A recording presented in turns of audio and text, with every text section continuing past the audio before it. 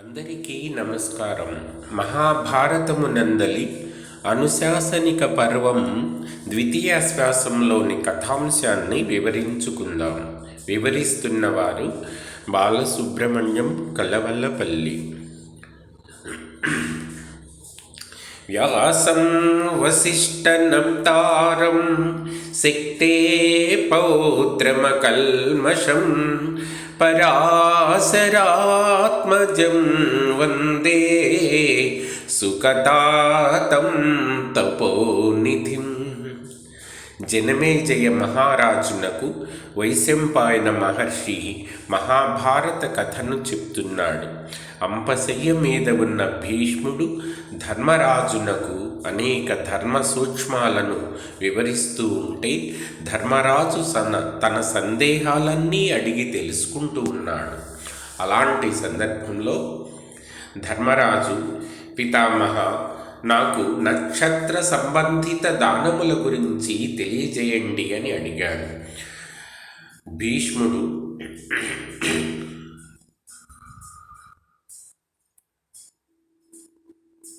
చంద్రుడి నక్షత్రంలో అన్నము, ఆరుద్ర నక్షత్రంలో గోవును, అదితి నక్షత్రంలో తీపి పొలగాన్ని, బృహస్పతి నక్షత్రంలో బంగారాన్ని, ఆశ్లేష నక్షత్రంలో ధనాన్ని, మఖా నక్షత్రంలో ఉప్పు, నువ్వులు దానం చేయుట శ్రేష్టం.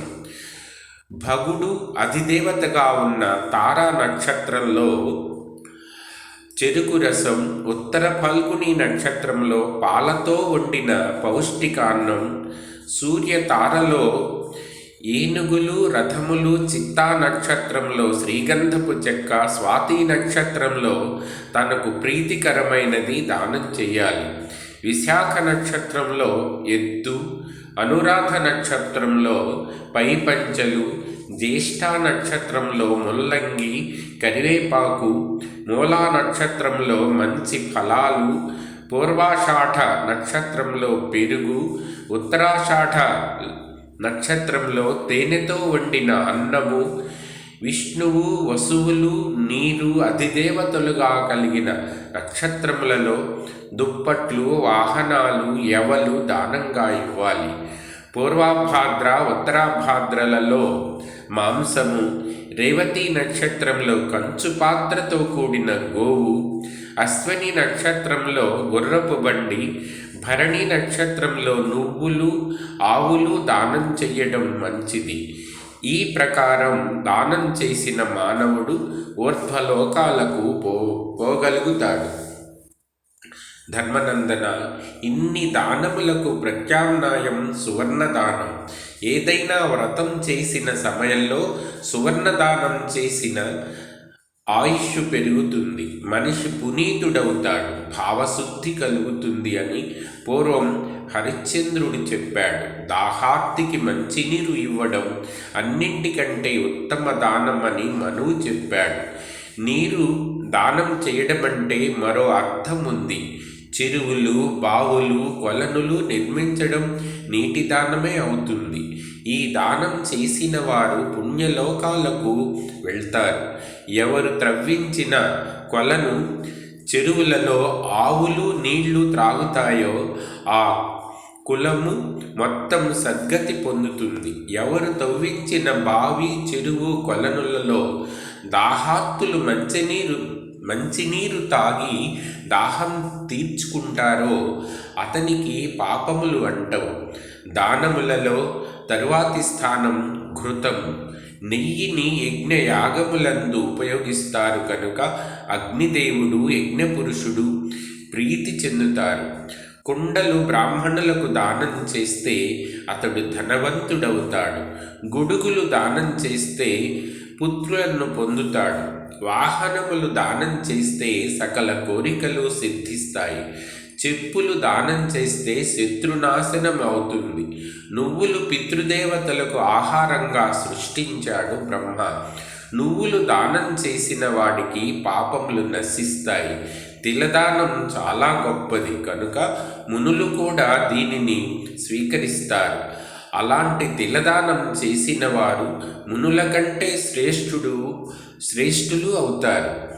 పుణ్యకార్యాలలో యజ్ఞయాగాలలో దానాలు చేయవచ్చు. దానం ఎప్పుడు ఎక్కడైనా చేయవచ్చు. ధర్మనందన, గోదాన మహిమ గురించి వివరిస్తాను. గోవులు తపోధనుల కంటే గొప్పవి. గోవుల హోమమునకు కావలసిన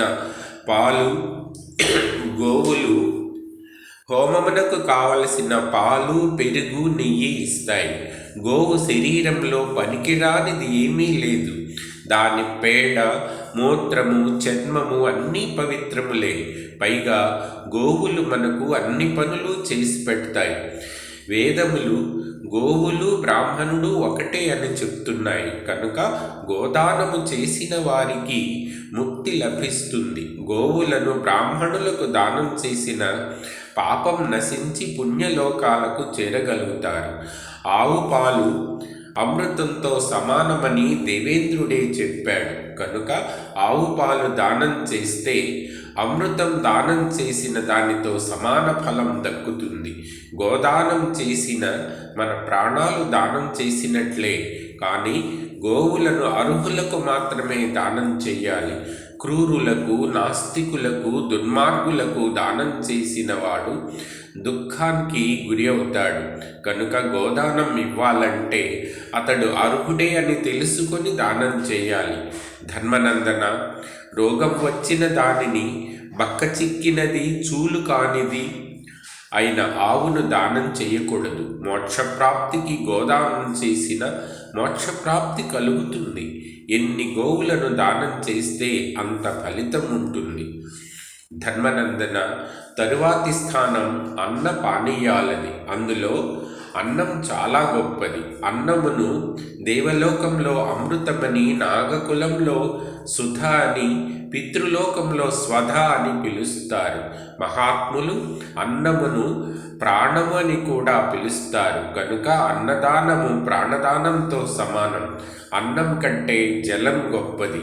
అన్నం వండడానికి కూడా జలం అవసరం కదా. చంద్రుడు జలము నుండి పుట్టాడు కదా. ఓషధులన్నిటికీ చంద్రుడు ఆధారం. కనుక అన్నం కంటే జలము ఉత్తమం. మానవుడు తన వద్ద ఉన్న అన్నమును దేవతలకు నివేదించాలి. పితృలకు తర్పణలు చేయాలి. అతిథులను సత్కరించాలి.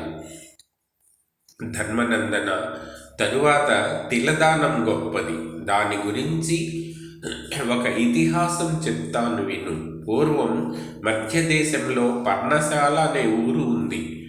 ఆ ఊరిలో శర్మ అనే బ్రాహ్మణుడు నివసించేవాడు. ఆ శర్మను యముడు పిలిచి ఈ విధంగా ఉపదేశించాడు. దానములలో నువ్వుల దానం చాలా గొప్పది. ఎందుకంటే నువ్వులను పితరులు ఇష్టంగా తింటారు. నువ్వులు ఆహారంగా తీసుకుంటే పాపాలన్నీ హరిస్తాయి. బుద్ధి పుణ్యకార్యముల వంక మరలుతుంది. కనుక నీవు ఎల్లప్పుడూ నువ్వులను దానంగా ఇవ్వు. అలాగే వస్త్రదానము చేస్తే దేవతలు, దీపదానమునకు పితరులు సంతోషిస్తారు అని యముడు స్వయంగా చెప్పాడు. కనుక తిలదానం చాలా గొప్పది. ఇక సంగ్రహంగా చెప్పాలంటే దానం చేయ తగ్గవి 3. అవి ఏమిటి అంటే భూదానము, విద్యాదానము, గోదానం. ఇంతకు మించిన దానములు లేవు. గురువు శిష్యునికి విద్యాదానం చేసిన భూదాన ఫలితం దక్కుతుంది. గోదానం కూడా భూదానంతో సమానమైనది. గోమయముతో దేవతా గృహములు, పితృకార్యములు చేయు గృహములు అలికిన వాటికి పవిత్రత చేకూరుతుంది. జీవించి ఉన్నంతకాలం భోజనమునకు ముందు ఆవుకు పిడికెడు గడ్డి పెట్టిన వాడికి బ్రాహ్మణుల కోరిక తీర్చిన ఫలం దక్కుతుంది. ధర్మనందన, దీనిలో ఒక ధర్మ సూత్రం ఉంది. గోదానం మంచి బుద్ధితో చేసిన వాడికి మంచి ఫలితం కలుగుతుంది. చెడు బుద్ధితో చేసిన చెడు ఫలితం కలుగుతుంది. ఈ సందర్భంలో ఒక కథ చెప్తాను. ద్వారావతి నగరంలో ఒక బావిలో ఒక పెద్ద తొండ నివసిస్తూ ఉండేది. ఒకరోజు అది మనుషుల కంట పడింది. దానిని బావిలో ఉండనిస్తే నీరు పాడవుతుందని ఆ ఊరి జనులు దానిని పెద్ద తాళ్లతో బయటకు తీయడానికి ప్రయత్నించారు. కానీ వారు ఎంత ప్రయత్నం చేసినా దానిని బయటకు తీయలేకపోయారు. వారంతా శ్రీకృష్ణుని వద్దకు వెళ్ళి ఈ విషయం చెప్పారు. శ్రీకృష్ణుడు అక్కడకు వచ్చి ఆ తొండను బయటకు తీశాడు. కృష్ణుని చూసి తాను నృగు మహారాజునని తెలిపింది ఆ తొండ. శ్రీకృష్ణుడు దానిని గుర్తుపట్టి, అయ్యా, అనేక గోవులను దానం చేసిన నీకు ఈ గతి ఎలా పట్టింది అని అడిగాడు. తొండ ఏమని చెప్పాను కృష్ణ, నేను ఒకరోజు ఒక బ్రాహ్మణుడికి ఒక గోవును దానంగా ఇచ్చాను. ఆ బ్రాహ్మణుడు దానిని మేతకని బయటకు తోలిన సమయంలో ఆ గోవు మా గోవులతో కలిసి అలవాటు ప్రకారం మా మందలో చేరి మా ఇంటికి వచ్చింది. అది గోపాలకులు గమనించలేదు. మరునాడు నేను దానమివ్వడానికి గోవులను తెమ్మని గోపాలకులకు చెప్పగా వారు మిగిలిన గోవులతో నేను దానం ఇచ్చిన గోవును కూడా తీసుకొని వచ్చారు. ఆ విషయం తెలియక నేను ఆ గోవును దానంగా ఇచ్చాను.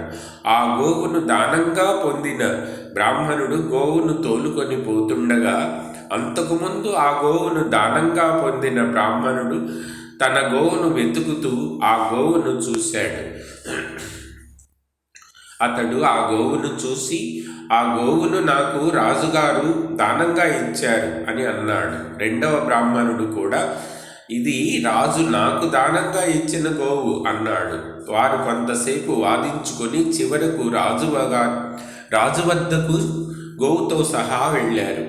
నేను జరిగినది విచారించిన మీదట తెలుసుకున్నాను. ఒక్కసారి దానమిచ్చిన గోవును తిరిగి దానమిచ్చుట పొరపాటని తెలుసు కనుక పొరపాటును సరిదిద్దడానికి మొదటి బ్రాహ్మణుడికి ఆ గోవు బదులు 1,00,000 గోవులు ఇస్తానని చెప్పాను. అతడు, ఆ గోవు మా పాలిట మహాలక్ష్మి, అది నా కుమారునికి అడిగినదే తడవుగా పాలన ఇస్తుంది కనుక నాకు ఆ గోవే కావాలి అన్నాడు. నేను రెండవ బ్రాహ్మణుడితో, ఆ గోవుకు బదులు మణులు బంగారం ఇస్తాను, దానిని తిరిగి ఇవ్వమని అడిగాను. అతడు, మీ రాజ్యం మొత్తం ఇచ్చినా నాకు వద్దు, నాకు దానంగా ఇచ్చిన గోవే నాకు కావాలి అన్నాడు. తరువాత నాకు మృత్యువు సంభవించి నేను యమధర్మరాజు వద్దకు వెళ్ళాను. యమధర్మరాజు ప్రేమతో, రాజా, నీవు ఎన్నో దాన ధర్మాలు చేసావు, నీకు చాలా పుణ్యం వచ్చింది, కానీ నీవు ఒకసారి దానంగా ఇచ్చిన గోవును తిరిగి దానం ఇచ్చావు. తెలియక చేసిన అది పాపం కనుక నీకు దుర్దశ సంభవించింది. కనుక నీవు ముందు దుర్గతి అనుభవిస్తావా, సద్గతి అనుభవిస్తావా తేల్చుకో అన్నాడు. నేను ముందుగా దుర్గతి అనుభవించడానికి అంగీకరించాను. వెంటనే పైనుండి క్రిందకు తలకిందులుగా భూమి మీద పడ్డాను. అలా పడడం ఒక ముని చూసి నన్ను జాలిపడి, నీవు తొండ జన్మ ఎత్తుతావు, కొంతకాలానికి నీకు శ్రీకృష్ణుని చేతి స్పర్శ తగిలి నీ దుర్దశ తొలగి సద్గతి కలుగుతుంది అని చెప్పాడు. ఇంతకాలానికి నాకు నీ చేతి స్పర్శ తగిలింది కనుక ఇక నేను దుర్దశ తొలగి సద్గతికి పోతాను అన్నాడు. శ్రీకృష్ణుడు, విప్రుల సొమ్ము అపహరించడం రాజులకు మహాపాపం. తనకు తెలియకుండా నృగుడు విప్రుని సొమ్ము అపహరించి ఇలాంటి దుర్గతిని పొందాడు అని నృగుడితోనూ అక్కడ గుమికూడిన ప్రజలతోనూ చెప్పాడు. అప్పుడు ధర్మరాజు భీష్మునితో, పితామహ, నాకు గోదానం చేసినందువల్ల కలిగే ఫలితం చెప్పండి అని అడిగాడు. భీష్ముడు, ధర్మనందన, ఈ సందర్భంలో నీకు ఒక ఇతిహాసం చెప్తాను. ఔద్దాలకుడు అనే ముని ఉండేవాడు. అతని కుమారుడు నచికేతుడు. ఒకరోజు ఔద్దాలకుడు నచికేతుని పిలిచి, కుమారా, నేను ఇంటి వద్ద సమిధలు, కలశము, పువ్వులు మరచి వచ్చాను, నీవు వెళ్ళి తీసుకునిరా అని చెప్పాడు. నచికేతుడు ఉత్సాహంగా తండ్రి చెప్పినవి తీసుకురావడానికి వెళ్ళాడు. అతడు పోయి చూస్తే ఏరు పొంగి వస్తువులు ఏటిలో కొట్టుకొని పోయాయి. వస్తువులు కనపడని నచికేతుడు తిరిగి వెళ్ళి తండ్రితో వస్తువులు కనపడలేదు అని చెప్పాడు. అప్పటికే ఔద్దాలకుడు ఆకలితో ఉండడంతో కుమారుని మీద ఆ మాటలు కోపగించి, వస్తువులు కనపడకపోతే ఇక్కడికెందుకు వచ్చావు, యముడి దగ్గరకు పో అన్నాడు. తండ్రి కోపంతో అన్న మాటలకు కుమారుడు గడగడలాడుతూ తండ్రి కాళ్ళ మీద పడ్డాడు. కానీ అప్పటికే అతడు యమపురి చేరుకున్నాడు. అది చూసి ఔద్దాలకుడు తల్లడిల్లిపోయి చేతులా కుమారుణ్ణి చంపుకున్నానని ఏడవసాగాడు. ఇంతలో తెల్లవారింది. తెల్లవారగానే నచికేతుడు కళ్ళు తెరవడం చూసి ఔద్దాలకుడు ఆనందించి, నాయనా, పుణ్యలోకాలకు వెళ్ళి నా కొరకు తిరిగి వచ్చావా అని అంటూ కుమారుడి గుండెలకు హత్తుకున్నాడు. నచికేతుడు, తండ్రి, నీవు నన్ను యముని వద్దకు వెళ్ళమన్నావు కదా, అలాగే నేను యముడి వద్దకు వెళ్ళాను. యముడు నన్ను దగ్గరకు పిలిచి ఉచితాసనం ఇచ్చి అర్ఘ్యపాద్యాదులు ఇచ్చాడు. నేను యముడిని నేను ఎక్కడ ఉన్నాను అని అడిగాను. యముడు, నాయన, నిన్ను మీ తండ్రి యమలోకానికి పొమ్మని చెప్పినందువల్ల నీవు యమలోకం వచ్చావు. అంతేకాని నీకు ఆయుర్దాయం ఇంకా ఉంది. నీ తండ్రి నీ కోసం దుఃఖిస్తున్నాడు, వెళ్ళు అన్నాడు. నేను అలాగే వెళ్తాను. ఇక్కడ పుణ్యలోకాలు ఉంటాయట కదా, నాకు వాటిని ఒక్కసారి చూపించరా అని అడిగాను. వెంటనే యముడు ఒక రథం తెప్పించి నన్ను ఎక్కించుకొని పుణ్యలోకాలకు తీసుకువెళ్ళాడు. నేను నయనానందకరంగా వాటిని చూస్తూ అక్కడ దివ్యాభరణాలు ధరించి తిరుగుతున్న వారిని చూసి, మహాత్ములారా, మీరెవరు, ఏమి పుణ్యం చేసుకొని ఇలా అనుభవిస్తున్నారు అని అడిగాను. వారు, కుమారా, మేము చేసిన గోదాన ఫలం వల్ల ఈ భోగాలు అనుభవిస్తున్నాము అని చెప్పారు. తరువాత నేను యముడికి నమస్కరించి ఇక్కడికి వచ్చాను. ధర్మరాజు, పితామహ, గోదానం చేసిన వారు పొందు లోకమును గురించి వివరించండి అని అడిగాడు.